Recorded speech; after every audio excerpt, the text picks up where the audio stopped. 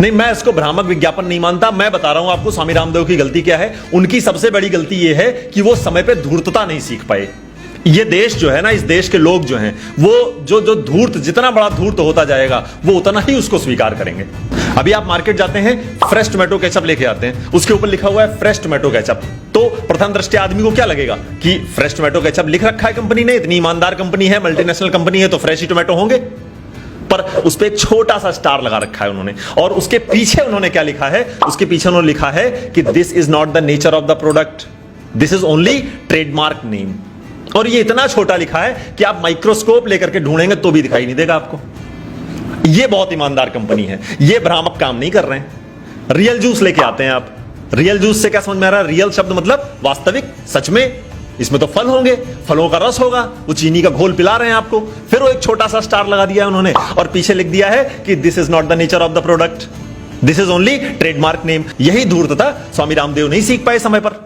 और एक तर्क और चल रहा है बहुत कि स्वामी जी चूंकि दवा बेच रहे हैं, तो दवा जो है वो स्वास्थ्य से संबंधित होता है, लोगों की सेहत से संबंधित होता है, इसलिए जो है कोर्ट उस पर इतना सख्त हो रहा है। कोर्ट किस लिए सख्त हो रहा है उसका कारण हमको भी पता है, आपको भी पता है। मैं यहां कोर्ट के ऊपर कोई टिप्पणी करने नहीं बैठा हूं, लेकिन मैं आपको बता दूं, दुनिया की कोई भी आयुर्वेदिक औषधि हो, आप ले आओ, मुझे कोई बीमारी नहीं है, मुझे खिला दो।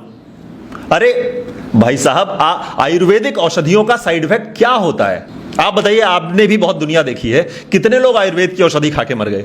मैं उदाहरण दे दूंगा कि एलोपैथिक दवाइयां खा के कितने मर रहे हैं। मैं नहीं, बड़ी बड़ी रिसर्चेस भरी पड़ी हैं, मैं तो रिसर्चेस पे बात करूंगा आपसे, भरी पड़ी हैं कि दवाइयों के साइड इफेक्ट्स क्या होते हैं। जो WHO है वो खुद हर साल सैकड़ों दवाइयां बैन कर रहा है। आप डायबिटीज की दवा खा रहे हो, किडनी की बीमारी हो जा रही है, किडनी खा रहे हो तो लीवर फेल हो जा रहा है, लीवर का खा रहे हो तो लंग्स की प्रॉब्लम हो जा रही है, लंग्स की दवा खा रहे हो तो हार्ट अटैक हो जा रहा है, कोलेस्ट्रॉल बढ़ जा रहा है। तो एक सन्यासी निकलता है एक दिन, वो कहता है कि छोड़ दो ये सारी दवाइयां, ये सब फालतू का है, सुबह 4 बजे उठो, योग करो, नहीं रहोगे स्वस्थ तो बताना। अरे लाखों लोग इस देश में स्वस्थ हुए हैं, 10,000 साल से आपके शास्त्रों में जो है योग लिखा हुआ है, योग दर्शन है, बहुत सारे अलग अलग बातें, आसन, प्राणायाम, प्रत्याहार, धारणा, ध्यान, समाधि सब है। लेकिन किसको पता था? एक सन्यासी आया, उसने इस पूरे देश में योग की अलग जगाई, योग घर घर तक पहुंचा दिया उसने। बाबा रामदेव को अब कुछ भी करने की जरूरत नहीं है, उन्होंने इतना काम कर दिया है जो एक सामान्य व्यक्ति अपने 100 जन्मों में कर पाएगा। लेकिन वो फिर भी लगे हुए हैं तुम्हारे स्वास्थ्य के लिए, इस देश के कल्याण के लिए। फिर कुछ लोग खड़े होकर के कहते हैं कि बाबा ने व्यापार क्यों कर लिया, उद्योग क्यों कर लिया? तो